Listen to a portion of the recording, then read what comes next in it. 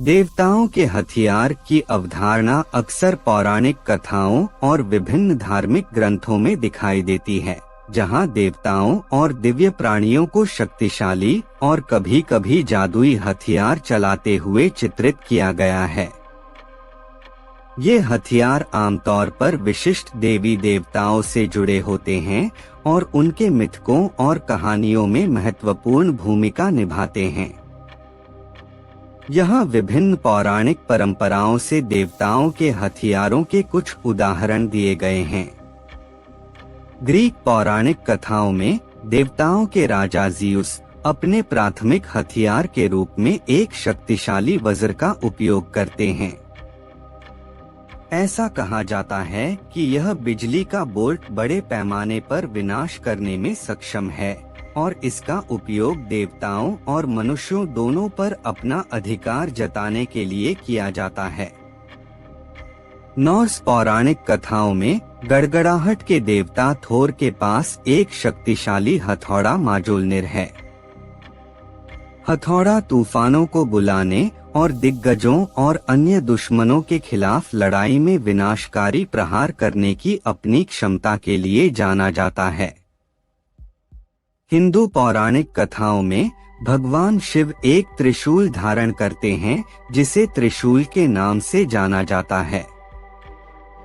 यह सृजन, संरक्षण और विनाश के तीन पहलुओं पर उनकी शक्ति का प्रतीक है और अक्सर परिवर्तनकारी परिवर्तन लाने के लिए इसका उपयोग किया जाता है।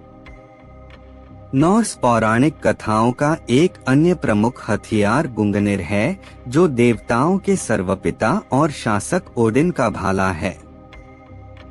यह जादुई भाला कभी भी अपना लक्ष्य नहीं चूकता और ओडिन को वह ज्ञान और बुद्धिमत्ता प्रदान करता है जो वह चाहता है। हिंदू पौराणिक कथाओं में ब्रह्मास्त्र एक शक्तिशाली दिव्य हथियार है, जिसे अक्सर भगवान ब्रह्मा से जोड़ा जाता है। ऐसा माना जाता है कि यह अंतिम उपाय का हथियार है जो अत्यधिक विनाश करने में सक्षम है और इसका उपयोग केवल सख्त परिस्थितियों में ही किया जा सकता है। आर्थरियन किंवदंतियों के अनुसार एक्सकैलिबर राजा आर्थर की प्रसिद्ध तलवार है, जिसका श्रेय कभी कभी झील की महिला को दिया जाता है। ऐसा कहा जाता है कि इसमें जादुई गुण हैं और यह आर्थर के वास्तविक राजा के रूप में शासन करने के दैवीय अधिकार का प्रतिनिधित्व करता है।